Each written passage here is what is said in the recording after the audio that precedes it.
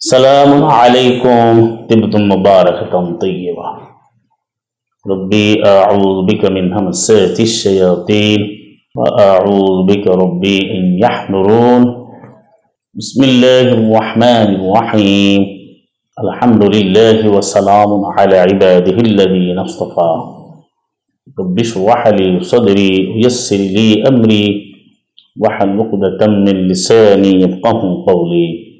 সম্মানিত উপস্থিতি, সুপ্রিয় মুসলিম ভাই বোনেরা এবং কোরআন বেদ সলিউশনসের সুপ্রিয় দর্শক শ্রোতা বন্ধুরা, যে যেখান থেকে যুক্ত হচ্ছেন আমাদের শুনছেন, আপনাদের সকলকে আমন্ত্রণ জানাচ্ছি, স্বাগত জানাচ্ছি আমাদের আজকের আল কোরআন ভিত্তিক প্রশ্ন উত্তর অনুষ্ঠানে।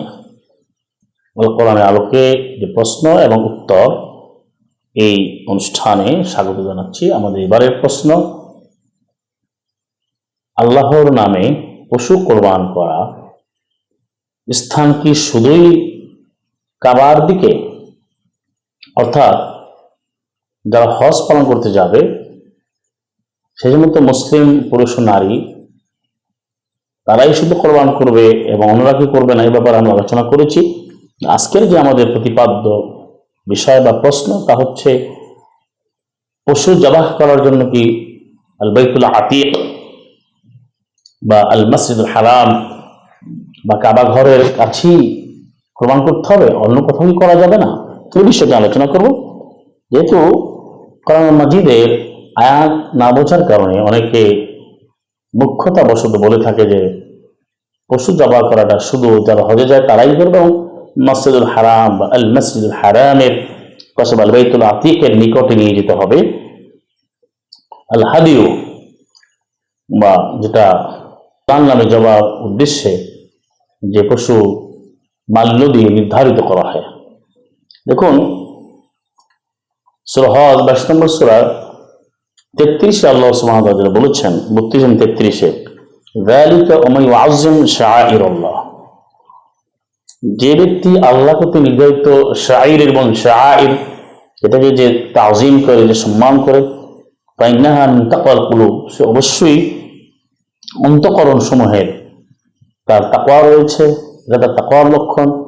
অর্থাৎ যে আল্লাহ সুবহানাহু ওয়া তাআলা যে নির্দিষ্ট নিদর্শনগুলো চিহ্নিত করেছেন সম্মান করার জন্য, সম্মানিত করবার জন্য, তাজিম করার জন্য, সেগুলোকে তাজিম করা, এটা তাকওয়ার আমল, এটা অন্তরের তাকওয়া।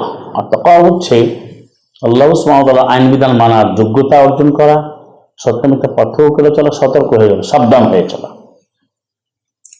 এরপরে বলেন লাকুম ফিহা মানাফিউ, যা সূরা হজ 22 নম্বর সূরা 33-এ, তোমার জন্য রয়েছে ওই শাইরের মধ্যে, শাইর এবং শায়ের ওই নিদর্শনগুলোর মধ্যে রয়েছে মানাফিউ। মানাফিউটা জামা বহুবচন, কল্যাণ সমূহ, উপকারিতা সমূহ।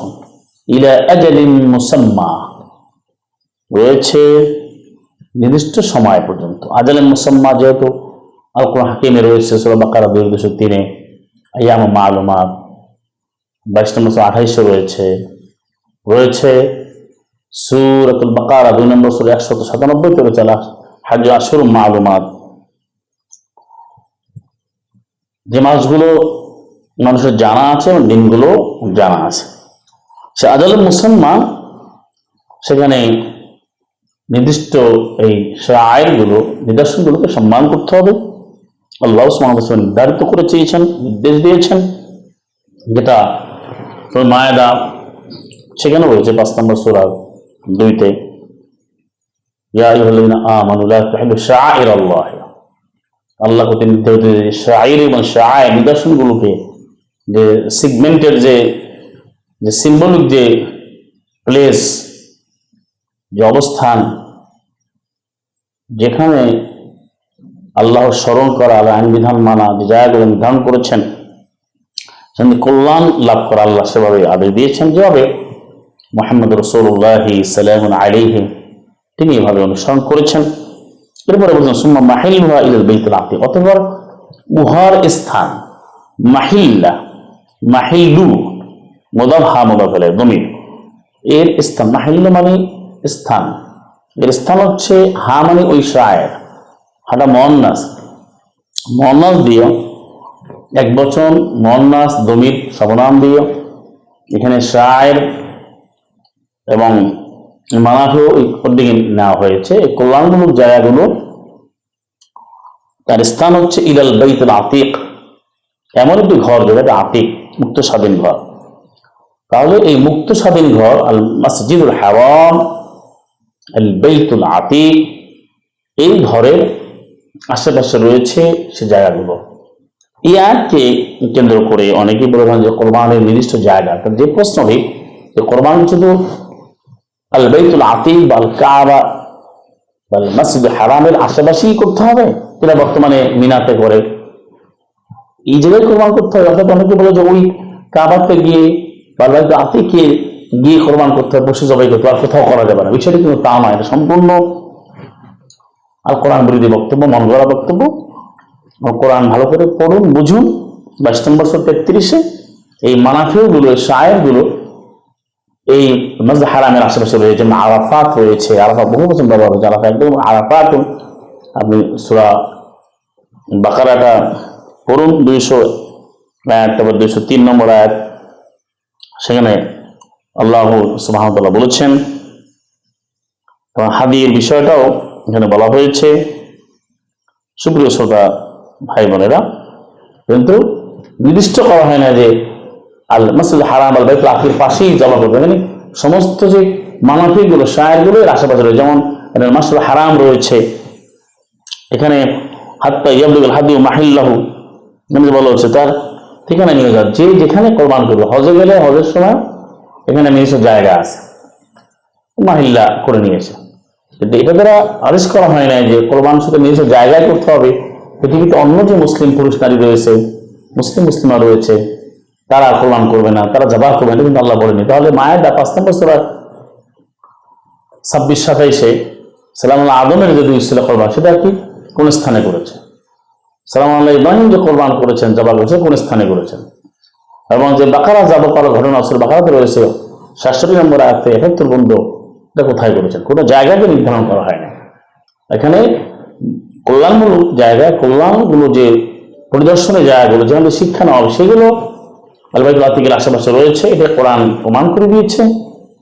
সালাম মুহাম্মদ ধরে আয়াত নাযিল হয়েছে, এবং ইন্না সাফা ওয়াল মারওয়াতা মিন শাআইরিল্লাহ, এখানে সাফা মারওয়াকে শায়ের অন্তর্ভুক্ত আল্লাহ করেছেন। সূরাতুল বাকারা সূরা নম্বর 2 আয়াত হচ্ছে 158।